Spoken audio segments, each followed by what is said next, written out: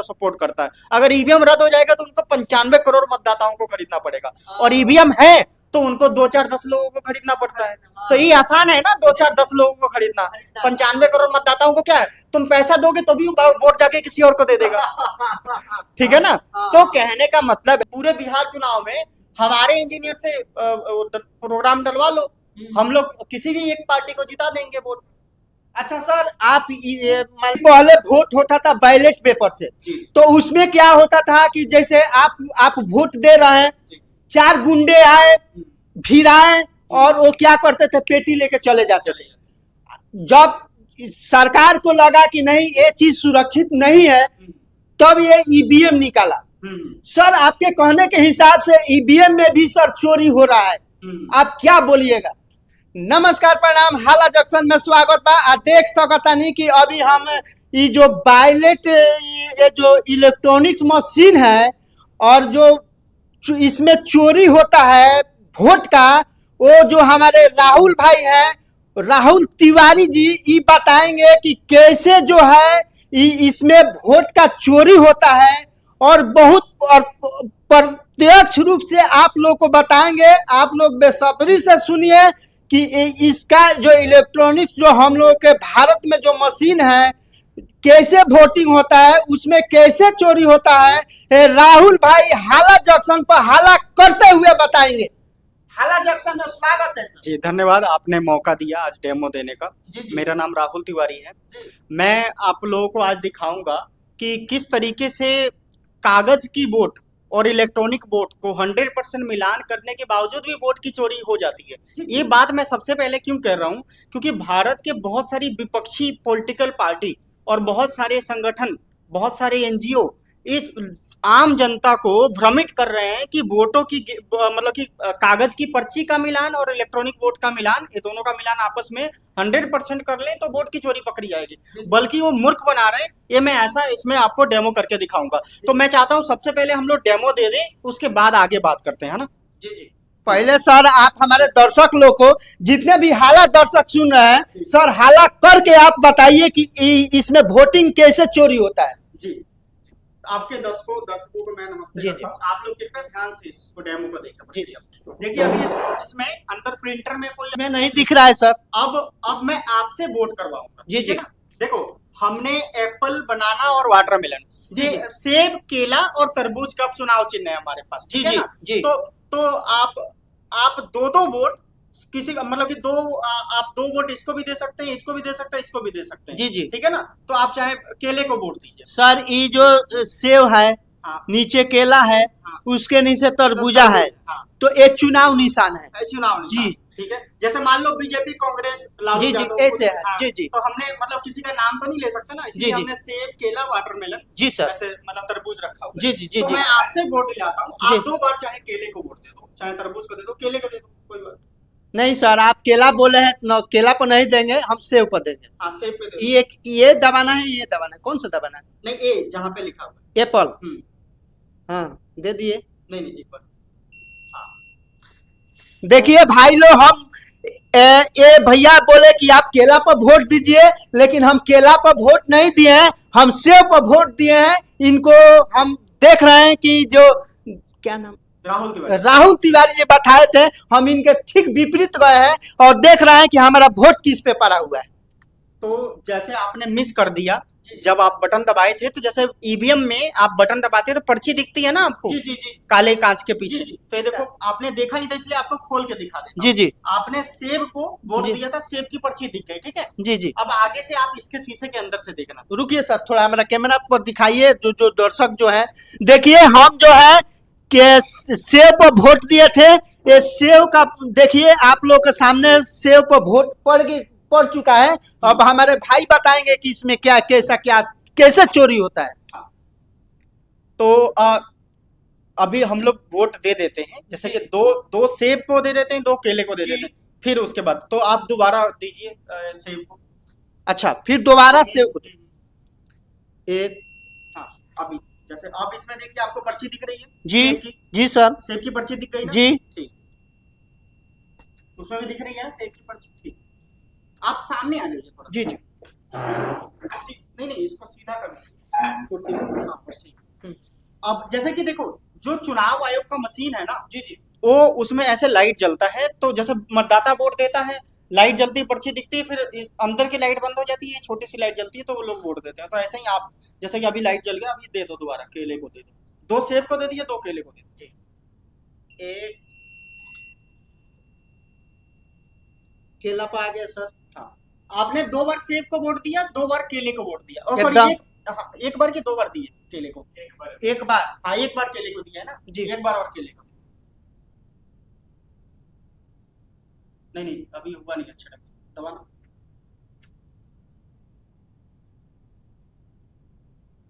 हाँ ऐसे कर।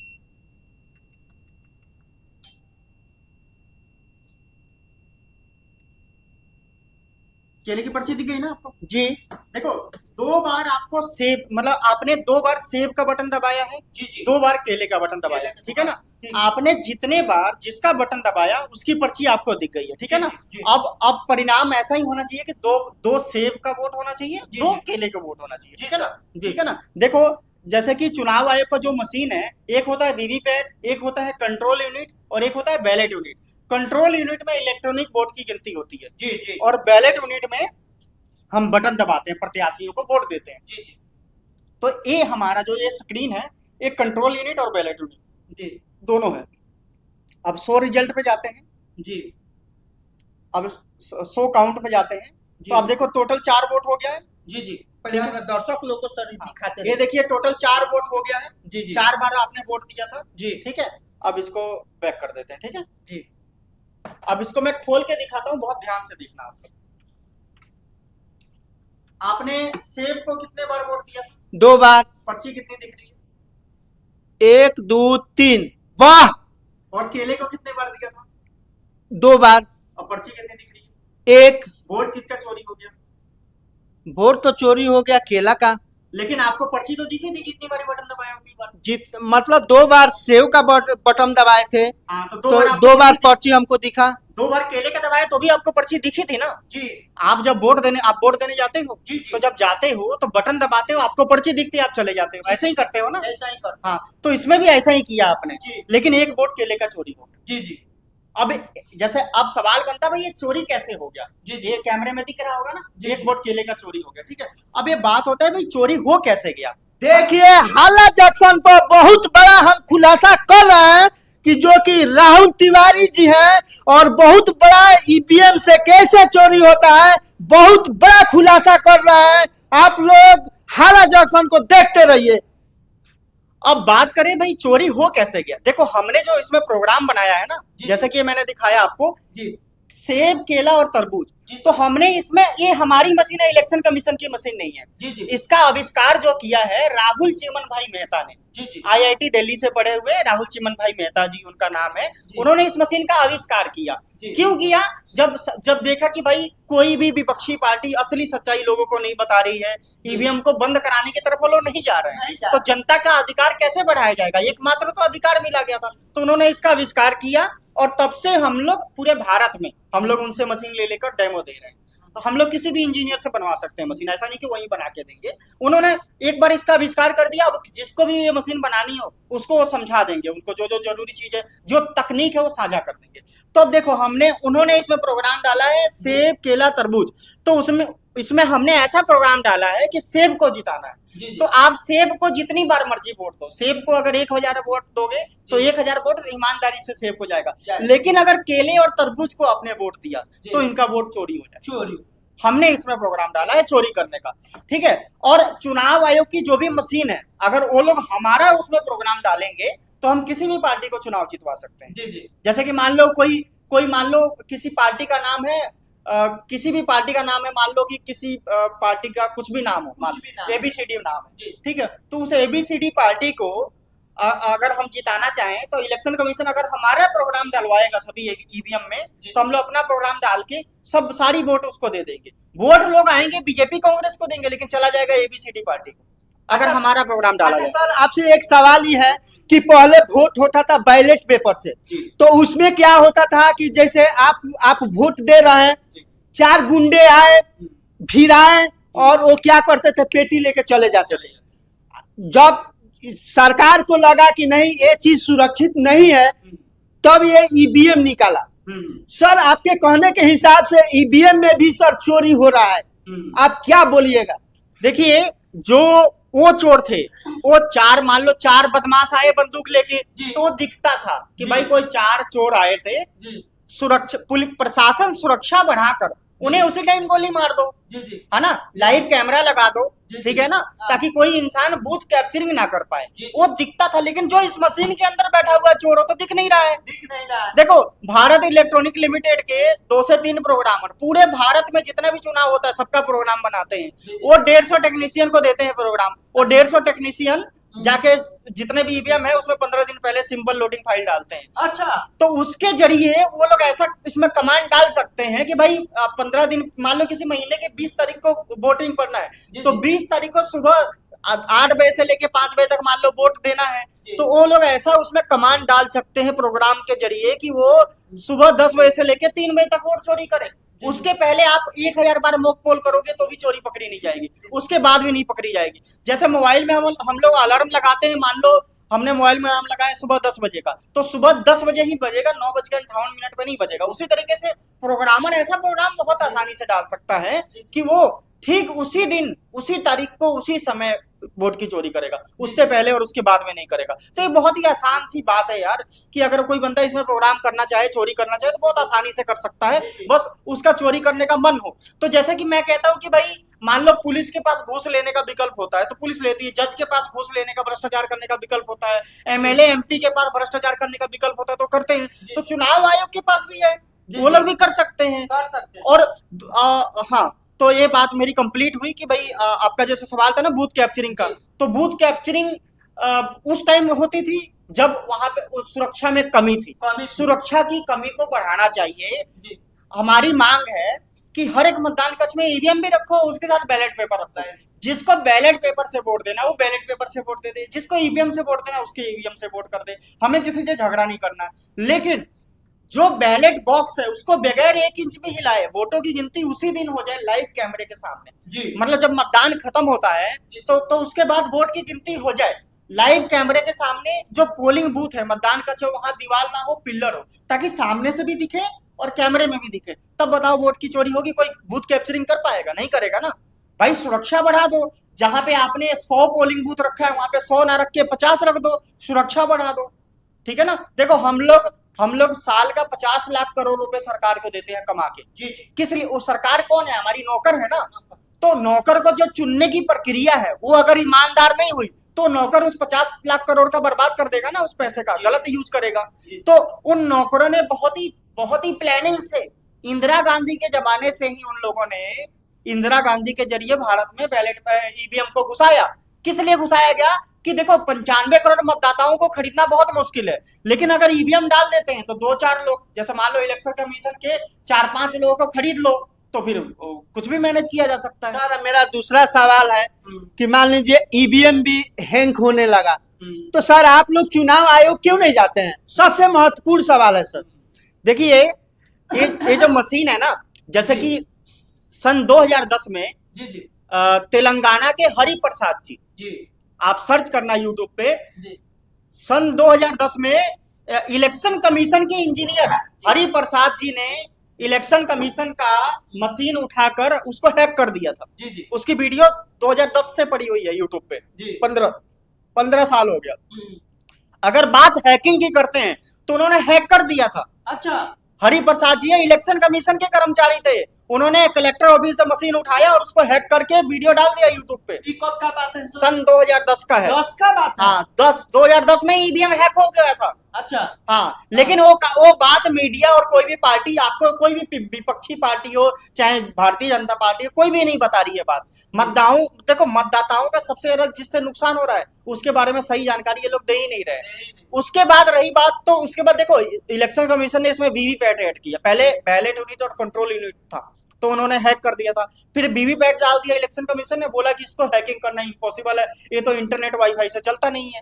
तो ये अब ये मशीन इंटरनेट वाईफाई से नहीं चलता, इलेक्शन कमीशन ऐसा कहता है। हाँ। तो जो चीज इंटरनेट वाईफाई से नहीं चलता उसको दूर से बैठ के हैक नहीं कर सकते। हाँ। जब इलेक्शन कमीशन ने हैकिंग का प्रोग्राम रखा था ना, हाँ। तो बोला मशीन ये है और आप वो 2 मीटर दूर खड़े होके हैक करके दिखाओ। अब आप बताओ, अब मेरे बटुए में कितने रुपए पड़े हैं आप बता सकते हो? अभी नहीं बता सकते। कैसे नहीं बता सकते हो? हमको जानकारी नहीं। अरे हैक कर लो आप।